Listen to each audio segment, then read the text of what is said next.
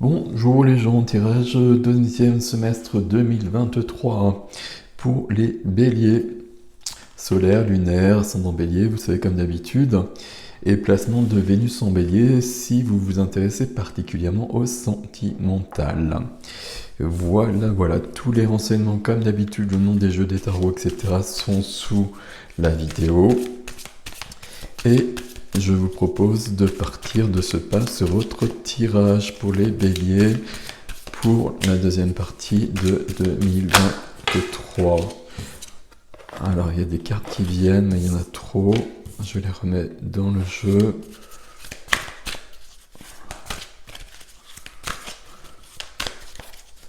Alors, bélier. Bélière. 2023, deuxième semestre. Cavalier de denier. Cavalier de denier, on avance. Il y a quelque chose de concret, il y a quelque chose, c'est un cavalier, donc on avance à son rythme, on fait les choses comme il faut. Ok, parfait. On fait les choses comme il faut. Je vois le signe du bélier qui est impulsif. Le cavalier de denier n'est pas du tout impulsif. Il y a beaucoup de réflexion derrière, justement pour que les choses soient bien ancrées, soient bien solides. Allez, on y va. Ok. Waouh. Il y a 3 majeurs dans vos énergies déjà.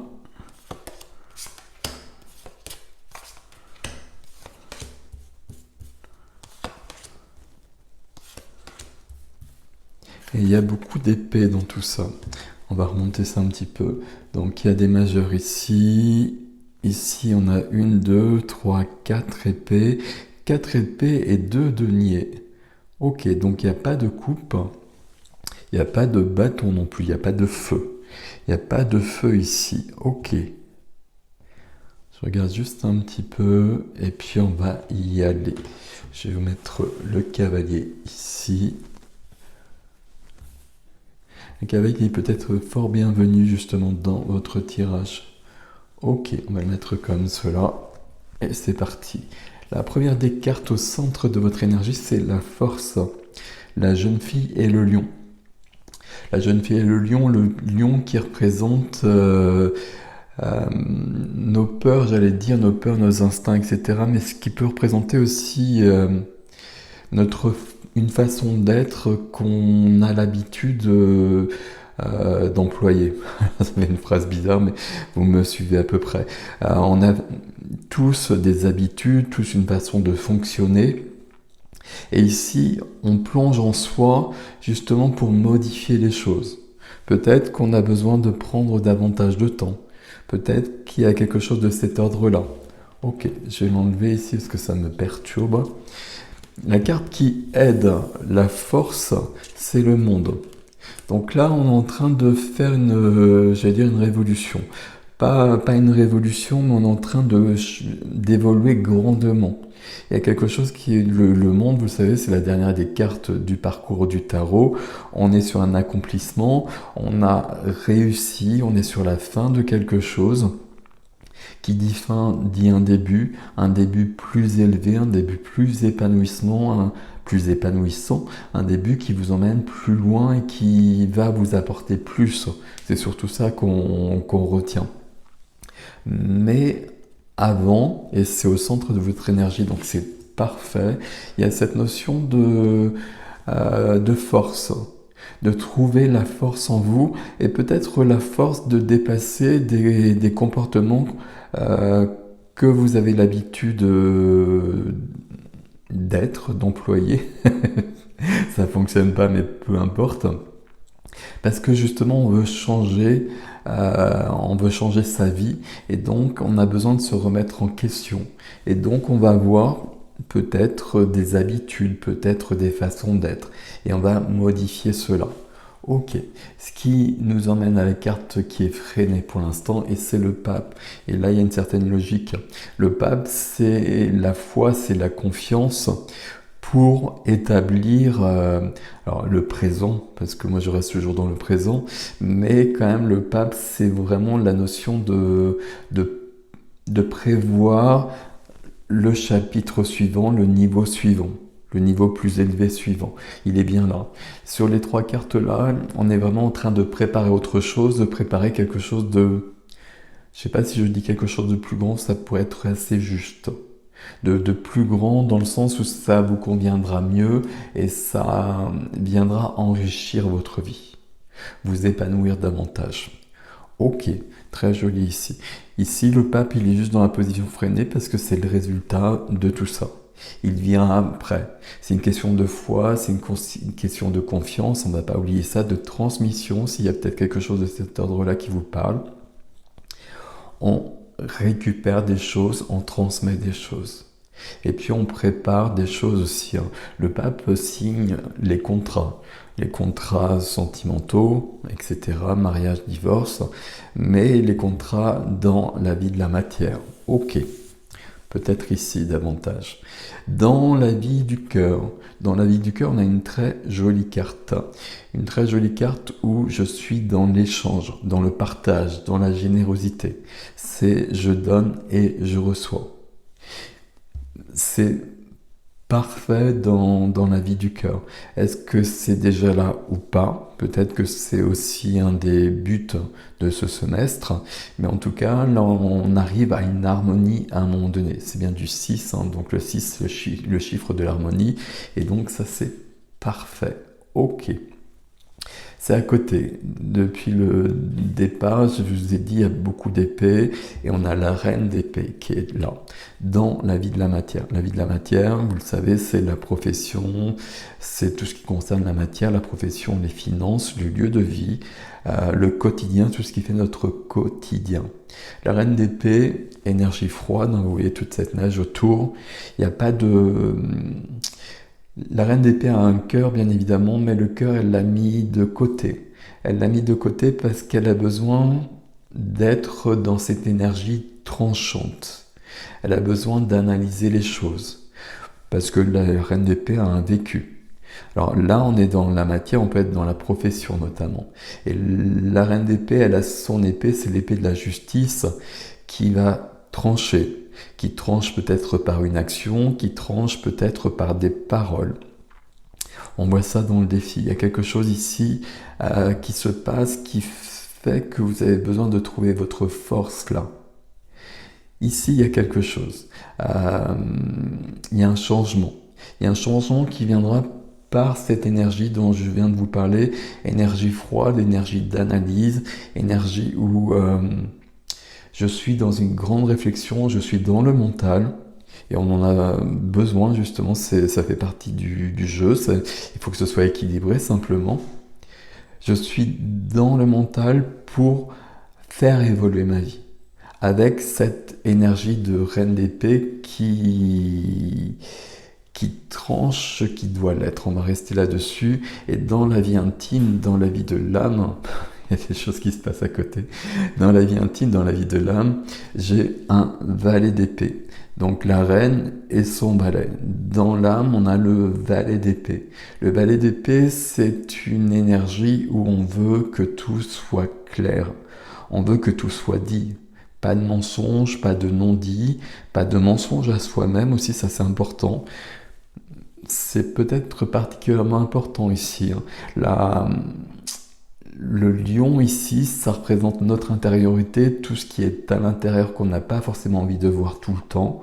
Et peut-être que justement, il y a des choses qu'on n'a vraiment pas envie de voir, sauf que là, on nous dit que c'est peut-être très important pour ce semestre.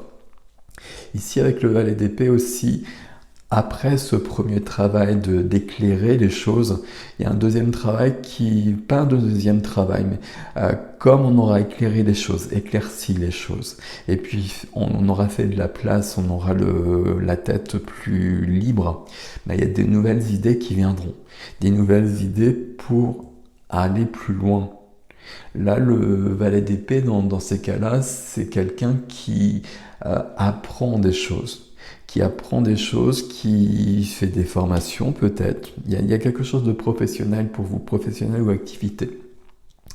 Le valet d'épée, il y a vraiment cette notion-là d'apprendre. J'allais dire de créer, c'est pas forcément juste avec le valet d'épée, mais de changer quelque chose. Le valet, c'est toujours le novice qui commence un nouveau parcours. Il vient après la reine d'épée. La reine d'épée, elle a pris cette place dans un premier temps parce qu'on a besoin que les choses soient remises à leur juste place. La reine d'épée va dire les vérités que veut entendre le valet d'épée. Alors, c'est pas très juste de parler de reine et de valet comme ça, mais c'est pas grave. Et ensuite, il y a d'autres choses qui viennent. Dans le défi, on retrouve beaucoup ça. 9 de denier. 9 de denier, je regarde un peu les chiffres que vous avez ici. Ok. 9 de denier, c'est une énergie d'accomplissement aussi. On va parler de ça. C'est une énergie où on a les 9 deniers. Donc alors c'est un défi, hein, vous n'oubliez pas. Il y a une sécurité matérielle qui est là. Il y a un épanouissement au niveau de la matière. Le défi, il porte beaucoup sur cette position-là, très clairement. 9 de denier, 9 de denier, je suis libre, je trouve mon indépendance, je trace mon chemin, je suis profondément épanoui. C'est un peu la couleur de votre tirage là sur ce semestre. Peut-être qu'il y a des choses ici aussi, hein, mais pour moi c'est vraiment là et il y a une grande possibilité d'aller plus loin. Donc cette notion de liberté, cette notion d'épanouissement matériel, on va le dire comme cela, suivi par des épées. Donc du 4 d'épée, le 4 d'épée nous dit qu'on a besoin de prendre du recul, qu'on a besoin d'avoir une plus grande perspective des choses, qu'on a besoin peut-être même de stopper pour un temps, pour justement voir les choses différemment. Voir les choses différemment, c'est toujours plonger en soi pour trouver le lion en soi. Et voir les choses différemment, ici, ça va peut-être être agir différemment, aussi parce qu'on aura retrouvé de la force ici. Hein. Vous voyez, on peut être comme ce personnage alité. On a besoin de retrouver de la force pour repartir au combat. On a besoin de retrouver de la force et après que l'on ait retrouvé de la force, on devient la reine d'épée. Il y a quelque chose de cet ordre-là ici. Pour moi, là, il y a quelque chose de lourd, d'autant que juste après, j'ai du 10 d'épée. 10 d'épée, vous le voyez ici, j'ai 10 épées dans le dos. Il y a une notion de poids trop lourd, il y a une notion de burn-out, il y a une notion de trahison. Il y a tout cela qui est avec le 10 d'épée. Le 10 d'épée, pour moi, c'est déjà du 1, c'est déjà de l'as, mais on est encore sur de l'as d'épée pour le coup. Hein. Donc l'as d'épée va se rapprocher beaucoup de ce que j'ai dit pour le valet d'épée. Tout est clair dans ma tête, tout est clair sur ce que je veux, sur qui je suis, sur où je vais. C'est dans le défi, on voit bien que peut-être c'est pas là sur le début du semestre. Vous voyez, on le voit bien sur la carte ici. On était dans une position, on était à terre, on avait 10 épées dans le dos, il y a du sang répandu sur la neige, mais là, on a réussi à s'en défaire, on a arrêté une situation, on a changé quelque chose et on peut se remettre en mouvement. On est encore blessé dans un premier temps, il y a encore du sang. Donc voilà, il y a peut-être une difficulté. Ok, mais on va aller plus loin. On part explorer des nouveaux horizons, des nouveaux territoires. C'est plutôt pas mal ici. Hein. C'est plutôt pas mal, pourquoi ? Parce que là, votre énergie, elle est centrée, concentrée sur un objectif. Et l'objectif, c'est de changer, de modifier votre vie de la matière. Puis j'emploie ce terme-là parce que ça peut être vraiment la profession, mais ça peut être le lieu de vie, ça peut être les finances, que tout soit clair à ce niveau-là, justement. Et puis là, vous avez pris toutes vos forces pour regarder ça de près pour que ce soit résolu. Et on a, c'est ça qui est vraiment bien, au centre, la force. La force où on va voir justement peut-être ce qui peut être perturbant, ce qui peut bloquer. Donc là, on se donne tous les moyens pour réussir à dépasser une situation. Donc, il y a une réussite derrière tout ça. Alors, tout ça, les trois cartes et les trois cartes du défi, vous le savez bien, mais malgré tout, moi, ça me plaît beaucoup. Ça me plaît beaucoup parce que là, on voit bien qu'on y va et qu'on se donne vraiment toutes les possibilités pour dépasser une situation qui est là depuis probablement pas mal de temps. Donc tout ça, c'est plutôt sympathique, mes amis béliers. Ok, dans la vie du cœur relationnel, ici, on a une carte de générosité, une carte d'échange, une carte de partage. Bon, est-ce que c'est déjà là ou est-ce que c'est pas là? On verra ce qui vient sur l'extension là-dessus. Mais pour moi, c'est ok là-dessus. Et puis, on fait ça avec l'énergie du cavalier de denier. Donc, on prend le temps parce qu'on veut que ce soit pérenne. On veut que ça nous emmène plus loin. On a quelque chose à modifier, on se donne les moyens de le modifier définitivement pour ne pas y revenir par la suite, et c'est bien ça le plus important. Donc là, il y a une grande réussite, c'est le mot qui me vient vraiment là sur votre tirage, parce qu'il y a beaucoup de force, puisque c'est la première des cartes déjà. Il y a le monde juste à côté, donc là, vous passez vraiment à autre chose. Il y a quelque chose qui se termine, il y a quelque chose de plus beau qui s'ouvre. C'est ici, hein. Et vous le voulez vraiment. Vous vous donnez tous les moyens. Voilà, je l'ai déjà dit, mais c'est tellement clair que c'est cool. Voilà, mes amis béliers, pour votre tirage. Je vais passer à l'extension. Vous avez l'adresse sous la vidéo comme d'habitude. Donc vous pouvez me retrouver pour l'extension si ça résonne pour vous. Bien évidemment, vous prenez ce qui est à vous là-dedans, hein, comme d'habitude. Et puis, sinon, je vais pas vous souhaiter un bon semestre. Enfin, si je vais vous souhaiter un bon semestre, mais on va se retrouver très très vite de toute façon. Donc, prenez grand soin de vous et je vous dis à bientôt.